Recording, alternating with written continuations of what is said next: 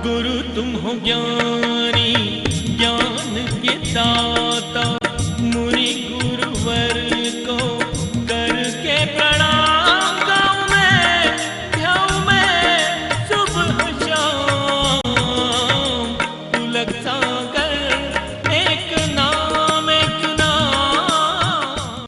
यदर्चा भावेन प्रमुदित मना दर्दुरिह, क्षणादासीत सर्गी गुणगण समृद्ध सुखनिधि। लभन्ते सद्भक्ता शिव सुख समाजम किमु तदा, महावीर स्वामी नयन पथगामी भवतु मे। महावीर स्वामी नयन पथगामी भवतु मे। महावीर स्वामी नयन पथगामी भवतु मे। प्रथम तीर्थंकर ऋषभदेव भगवान की, भगवान महावीर स्वामी की, परम पूज्य गुरुदेव आचार्य श्री पुष्पदंत सागर जी महाराज की, अहिंसा परमो धर्म की, उत्तम संयम धर्म की।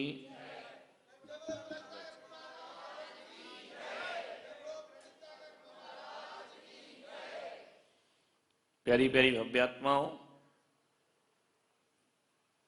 उत्तम संयम का दिन है। सत्य की प्राप्ति हो चुकी, सत्य को जान लिया, समझ लिया। संयम से सत्य की सुरक्षा होती है। सत्य बड़ा नाजुक है। सत्य का दिया जल गया,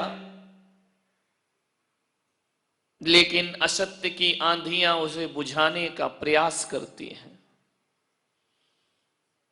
तूफान आएंगे, आंधी आएंगी, दिया बुझेगा। इसलिए भगवान महावीर ने कहा है कि जब दिया जल रहा हो और आंधियां चल रही हो, तो उस दिए पर संयम का कांच लगा देना चाहिए, ताकि वह दिया हमेशा हमेशा को रोशन रहे, कोई उसे बुझा ना पाए। संयम सुरक्षा है, संयम अनुशासन है, संयम आत्मोत्थान का प्रथम चरण है। संयम नहीं तो कल्याण नहीं। इसलिए जीवन को संयमित बनाओ। जैन दर्शन में संयम की बड़ी कीमत है। हमारे यहां व्यक्ति नहीं पूजा जाता, हमारे यहां संयम पूजा जाता है। उत्तम व्यक्ति नहीं कहा जाता है, उत्तम संयम कहा जाता है।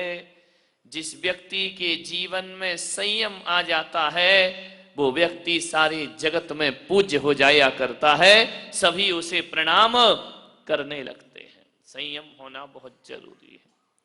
संयम का अर्थ है संकल्प। आदमी के जीवन में हजारों विकल्प हैं, हजारों तरह के तनाव हैं, टेंशन है, डिप्रेशन है। लोग आते हैं कि महाराज बहुत विकल्प उठते हैं मन में, बहुत तनाव, बहुत विचार उठते हैं। यदि ज्यादा विकल्प, ज्यादा तनाव और ज्यादा टेंशन दिमाग में होता है, तो ये मान के चलना तुम्हारा जीवन असंयमी का जीवन है। और जो संयम ले लेता है, जो संकल्प ले लेता है, उसके विकल्प अपने आप समाप्त हो जाते हैं। विकल्पों को मिटाने का एक संकल्प ही साधन है। संकल्प करो, विकल्प समाप्त हो जाएंगे। एक रास्ता। एक आदमी ने कहा कि टेंशन बहुत होता है, क्या करे? मैंने कहा कुछ मत करो। करोगे कि टेंशन होगा। टेंशन को मिटाना है तो अटेंशन में रहो। जो अटेंशन में रहेगा उसको कोई टेंशन होने वाला नहीं है। संयम यही कह रहा है कि जीवन को संकल्प से बांध करके चले। लक्ष्य विहीन यात्रा कहीं नहीं पहुंचती है। एक बात ध्यान रखना, आदमी चल रहा है, चल रहा है, चल रहा है, पहुंचा कहां है ये उसे पता ही नहीं है। आदमी चलता तो है, पहुंचता कहीं नहीं है। हम मंदिर जाते हैं, पूजा करते हैं, पाठ करते हैं, पहुंचे कहां? वहीं के वहीं। एक होता है ना कोल्हू का बैल, जो चलता तो बहुत है, उसकी आंख में पट्टी बांध दी जाती है। कोल्हू को जानते? तुम लोग तो जानते होगे। कोल्हू का बैल जो होता है, उसकी आंख में पट्टी बंधी रहती है, एक लकड़ी के खंबे से बांध दिया जाता है, गोल गोल घूमता है और मन में यही सोचता है बहुत यात्रा हो गई, आज बहुत चल लिया, सुबह से शाम चलते जा रहा, चलते जा रहा, चलते जा रहा है। वह सोचता है कि यात्रा बहुत कर चुका, लेकिन नादान जब शाम को पत्ती खुलती है तो कोल्हू का बैल चलता तो बहुत है लेकिन पहुंचता कहीं नहीं है। जहां से यात्रा शुरू होती है वहीं अपने को खड़ा हुआ। कहीं ऐसा जीवन हमारा तो नहीं? हम उपवास भी करते हैं, एकासन भी करते हैं, धर्म ध्यान भी कर लेते हैं, पूजा पाठ भी कर लेते हैं, माला जाप भी कर लेते हैं, लेकिन जब मौत आके हमारी पट्टियां खोलती है तो लगता है हम चले तो बहुत हैं लेकिन पहुंचे कहीं नहीं है। वहीं के वहीं अपने आप को खड़ा हुआ पाते। विचार करो, 5-5 पूजा कर ली, घर जाने के बाद क्रोध चालू, त्याग कर लिया, संयम ले लिया, विपरीत परिस्थिति पड़ी,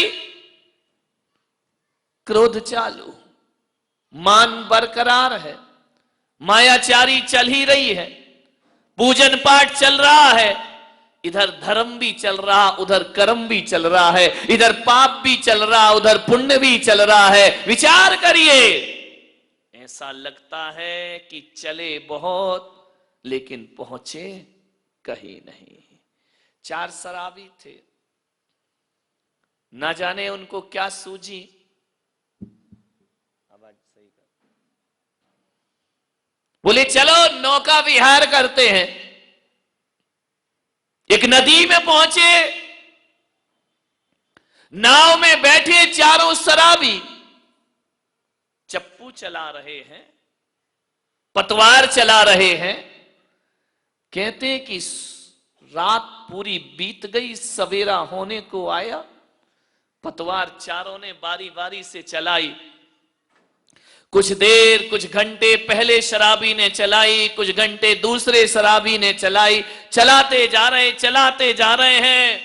एक शराबी ने कहा कि यार सुबह होने को आई, उतर के तो देख किनारा दूसरा आया या नहीं आया। शराबी उतरा, उसने देखा, बड़ी जोर से हंसा। अरे उसने कहा पागल तू हंसता काहे को है? दूसरे से कहा तू आके देख ले। वो उतरा, उसने देखा, वो भी बड़ी जोर से हंसा। 2 बैठे थे, दोनों ने कहा यार पागलो हंस क्यों रहे हो, बताओ ना अपना किनारा आया कि नहीं आया। तीसरा उतरा, वो भी हंसा, चौथा उतरा, वो भी हंसा, चारों ठाके मार के हंस रहे हैं। बोले हंस रहे क्यों है? बोले यार अपन ने पतवार तो सारी रात चलाई, लेकिन नाव खोलना तो भूल ही गए। नाव तो अभी भी इसी घाट से बंधी हुई है, सारी रात चलाई, नाव वही की वही खड़ी है, लंगर छोड़ना तो भूल ही गए, लंगर तो घाट से ही बना हुआ है। मान्यवर, कहीं ऐसा ही तो हमारी जिंदगी नहीं उन शराबियों की तरह। हम त्याग तपस्या सब करते हैं, मगर नाव तो घर से बंधी हुई है, नाव तो परिवार से बंधी हुई है, नाव तो हमारी संसार से बंधी हुई है। नाव नहीं छूटी, कहां पहुंचोगे? मेहनत होगी, पहुंचोगे कहीं नहीं। अपने अंतस को टटोलने का प्रयास करें। कितनी अनासक्ति बढ़ी, कितने पाप कम हुए, कितनी कसायों से मुक्ति मिली।